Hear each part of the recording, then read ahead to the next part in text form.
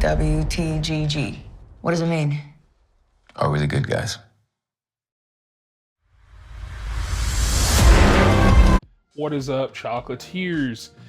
Welcome back to another video. So today we're talking about Netflix's The Rip, which just came on this past Friday, starring Matt Damon and Ben Affleck. The two boys, you know, the brothers, if you would. They've been best friends forever, and they're in another movie together. And so I was very, very, very excited. Now, if you have heard any of their interviews or gotten any kind of wind of this, maybe it took some of the wind out of your sails, because even Matt Damon recently on different podcasts and stuff like that, he has actually talked about what everybody's kind of known, unfortunately, about how Netflix, kind of makes their movies. And people want to give Netflix flack, and I actually feel like I did a lot last year, but it's kind of people's fault. Netflix will want to reiterate the plot or give you a cool action scene at the beginning or something like that to try to keep people staying. And they do a lot of this because they know people are on their phones. And that's not really Netflix's fault. I feel like a lot of people are like, oh, your TikTok brain is something, but it's their choice to get on these things. It's their choice to, hey, start this movie and then get on their phone. And I also, funnily enough, just before I started recording this, saw somebody on Twitter talking about their experience in a similar situation where they had like two friends over, or I guess they went over to a friend's house, and they had never seen Die Hard before, so they're like, hell yeah, love Die Hard, whatever. And the dude played Die Hard, and like he says two friends were like playing on their phones. One dude was playing on like a Switch or something like that, and the other friend got up and was like doing, laundry and stuff, and just like nobody was caring. And by the end of the movie, one of the dudes literally said, oh, I didn't like that movie. And then he just basically asked him a simple question, was why were the bad guys taking over this tower? What was like the main plot? Like, why were they doing that? And the guy couldn't tell him. And I feel like that's the problem with a lot of modern moviegoers that I'll even personally see. And I know you're probably wondering, where's the review for this?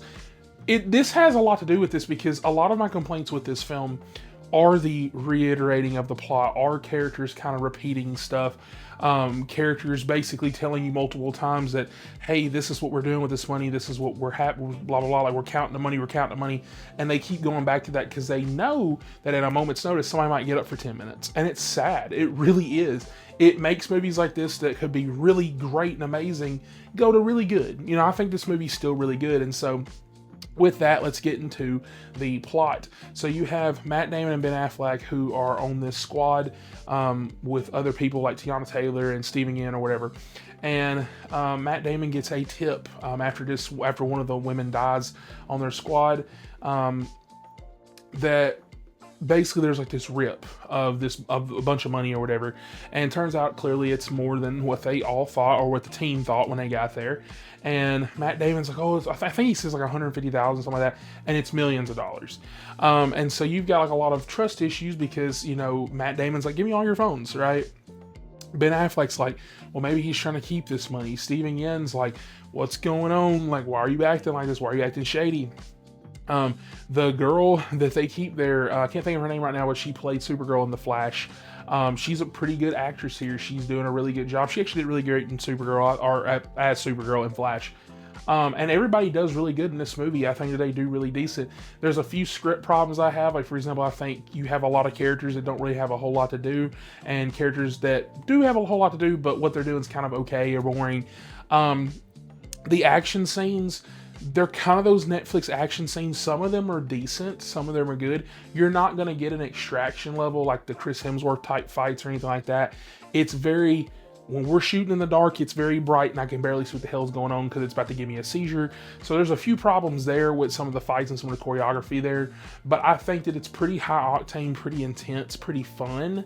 I think that the overall plot, while not being just the craziest, deepest thing ever, without all these crazy well, I'll take it back. There's some crazy turns, but while, they happen, they're not necessarily turns where I'm sitting there thinking, oh, I didn't see that coming, because you're going to by the time you get to the end of the movie. But I do think it's a fun ride. I think that if you can remove yourself from the whole we're giving the plot again, we're doing this and that, and just kind of okay action sequences, I think that there's a lot of fun to be had here. I think that you have a lot of amazing acting here. I think that you have a lot of really high tension, especially because there's like a really good scene towards the middle of the film with Steven Yeun and Matt Damon where like the music kind of swells up and you're like, what's going to happen? Then like nothing happens.